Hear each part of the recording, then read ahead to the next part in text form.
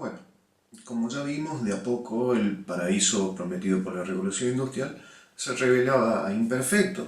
Surgían críticas por los aspectos negativos que la industrialización causaba a nivel social, ambiental, económico.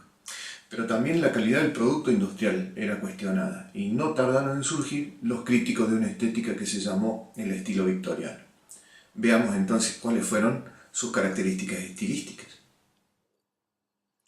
Bueno, el estilo victoriano entonces se llama así justamente en honor a la reina Victoria, que es la reina que va a estar asociada al periodo de la revolución industrial en sus comienzos y consolidación. Recordemos que este proceso y su reinado son coincidentes en prácticamente todo el periodo que va de el comienzo, 1800, hasta el final del siglo, 1901, en el que acaba su reinado. Y este periodo se va a caracterizar por una moralidad muy acentuada, muy represiva. Mm, Hay que tener en cuenta, el periodo se caracterizaba justamente por esta visión de lo moral y de lo público y de lo privado, muy represiva, muy exacerbada. Tanto es así que la reina incluso mandaba cubrir las patas de las mesas con manteles largos, y esto era para que a los hombres no les recuerde las piernas de las mujeres, por ejemplo, como para que se den una idea de hasta dónde llegaba esta cuestión represiva. Y bueno, como habíamos dicho, la reina comienza su reinado cuando ya la revolución industrial había comenzado y ya estaba en marcha, en proceso de consolidación en Inglaterra. Fíjense que en realidad la revolución industrial no significó, eh, no significó una mejora en términos generales para la población, sino más bien todo lo contrario, una baja calidad de vida para obreros y las clases bajas, más empobrecidas. Sin embargo, sí enriqueció de una manera descomunal, aparte cierta parte de la clase media, que fueron los nuevos ricos que se sumaban eventualmente a la nobleza.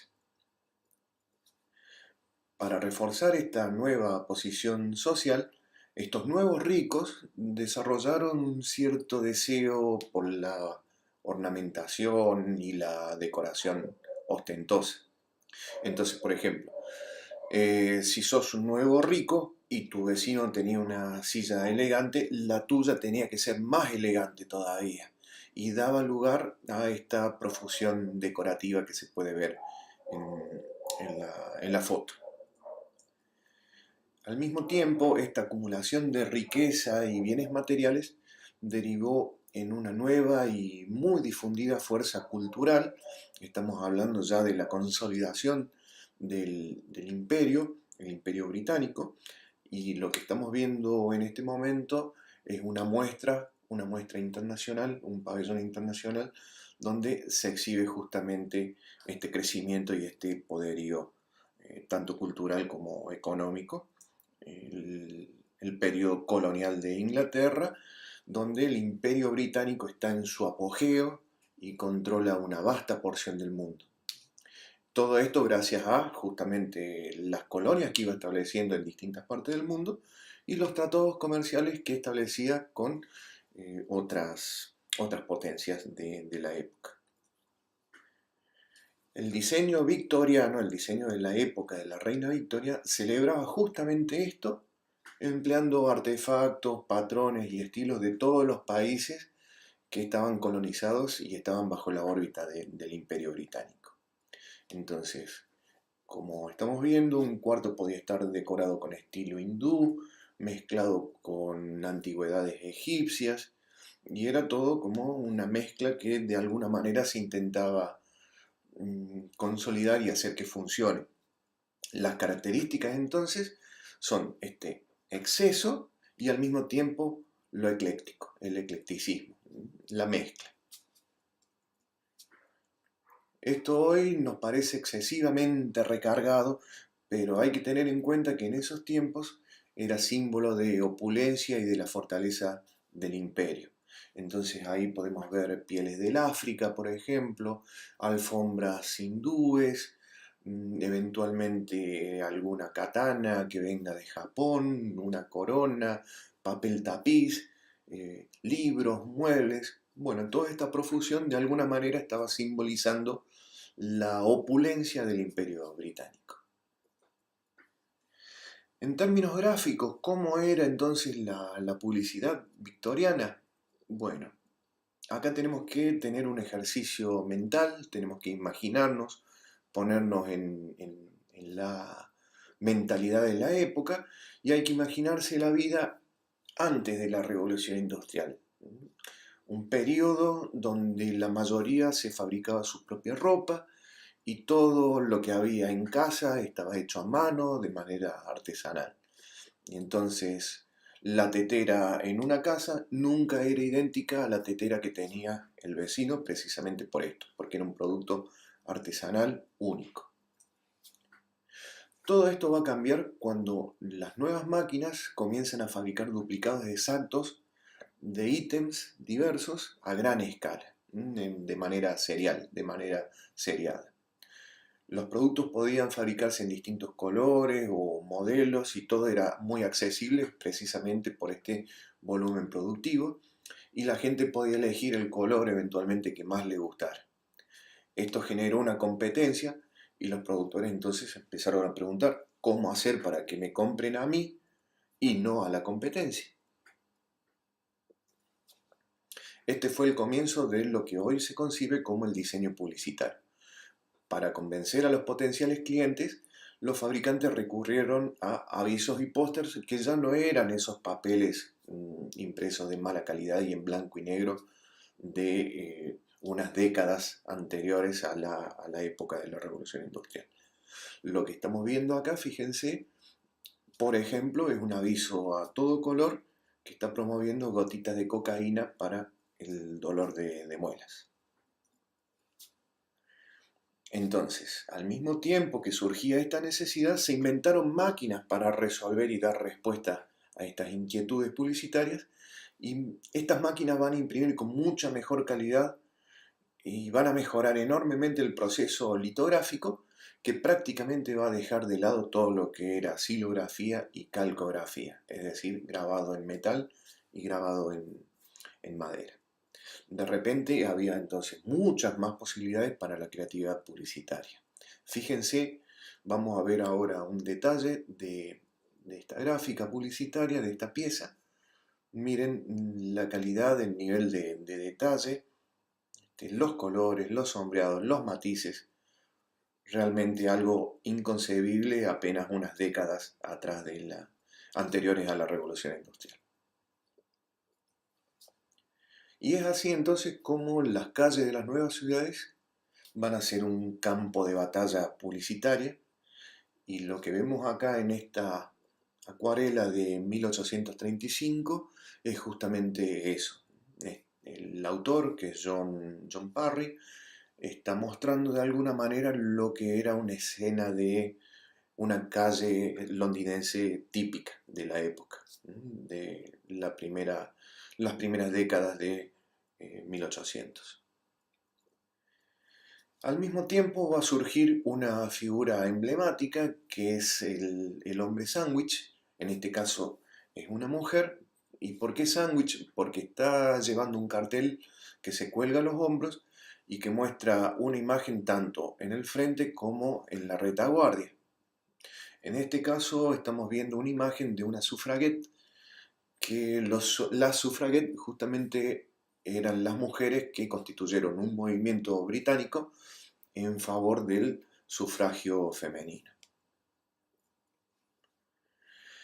El exceso victoriano, entonces, todo este estilo recargado al que hacíamos mención unos minutos antes, era evidente también en el diseño gráfico, donde podemos ver el uso de ornamentos en la tipografía, en los libros y en la publicidad. El criterio era siempre el mismo. Si una floritura funcionaba, 50 iban a funcionar mejor. Así es entonces que los avisos se exageraron al extremo, se llenaron con fuentes gruesas, voluminosas, muy ornamentadas y una mezcla ecléctica de estilos. Esta multiplicidad estilística y cultural reforzaba la idea justamente de fortaleza del sistema colonial británico. Es lo mismo que ocurría en la cuestión decorativa en el interior de los hogares, lo mismo, el mismo criterio se podía observar también en la gráfica y en la mezcla tipográfica. No importaba tanto la legibilidad, sino que lo que eventualmente pesaba era la decoración extravagante.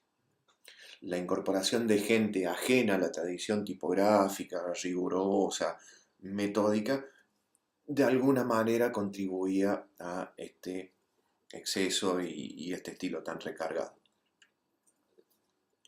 En materia tipográfica, la novedad la van a constituir tres familias genuinas de este periodo, que van a ser las egipcias, las antiguas o grotescas o góticas, y la escritura inglesa, prototípica. El motor de desarrollo de estos estilos tipográficos tiene que ver justamente con una cuestión publicitaria. Se necesitaban letras que fueran más visibles y más fáciles de pintar que la Bodoni o la Didot con sus trazos tan finitos. Y entonces los pintores de rótulo necesitaban rectificar y engrosar esos trazos, y así es como surgen justamente las serifas gordas, gruesas, que son típicas de las egipcias. Era el estilo preferido para todo lo que fuera cartelería y titular. ¿Y por qué egipcias?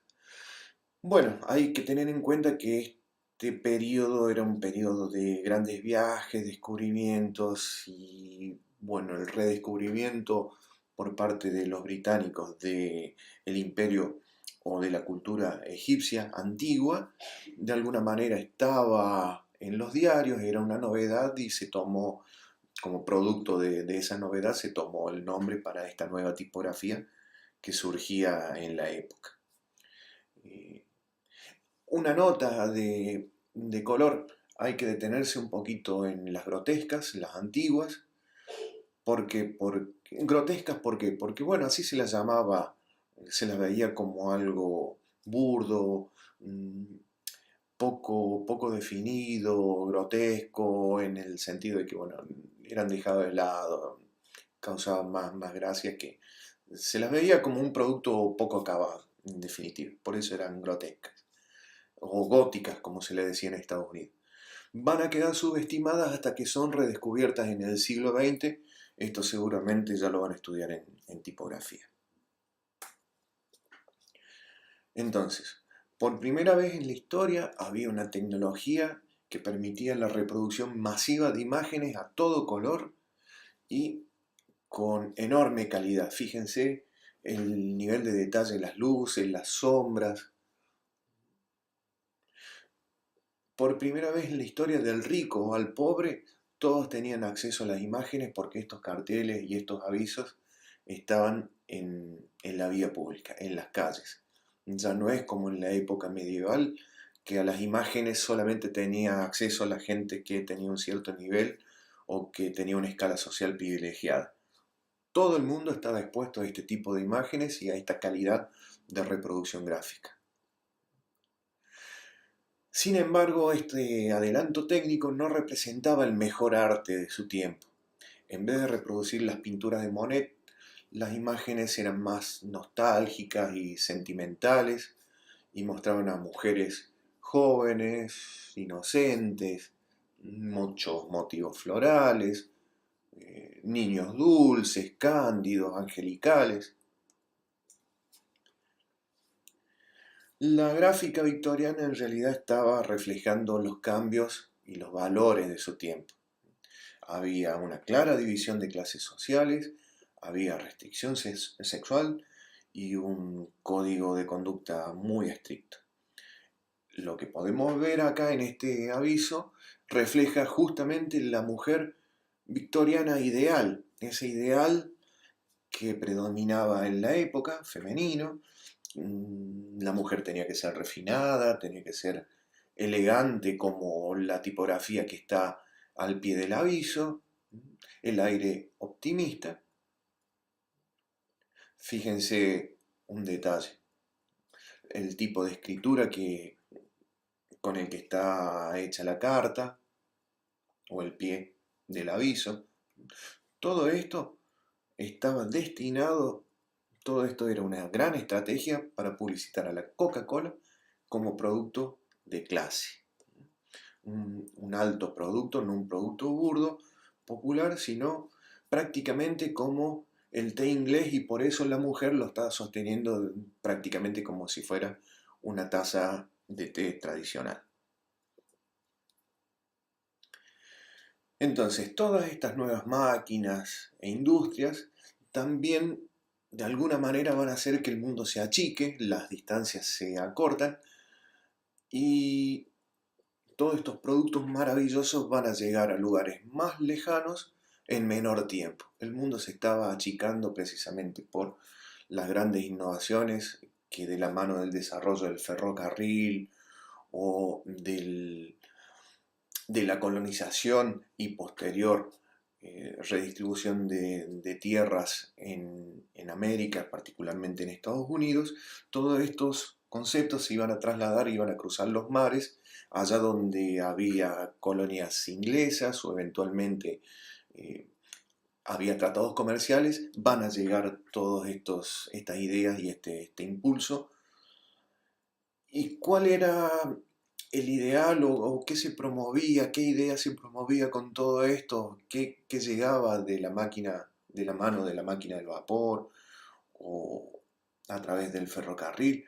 Esta idea de que la ciencia y la industria iban a solucionar los problemas de la pobreza, del hambre y las enfermedades, y nos prometían un verdadero paraíso de la mano de la industrialización. Podemos ver la gráfica victoriana como ingenua y algo anticuada, pero en realidad hay que tener en cuenta que el diseño siempre refleja las ideas de su tiempo. Hay que tener en cuenta también que la gente estaba en medio de cambios vertiginosos que afectaban continuamente la forma en que vivían y trabajaban.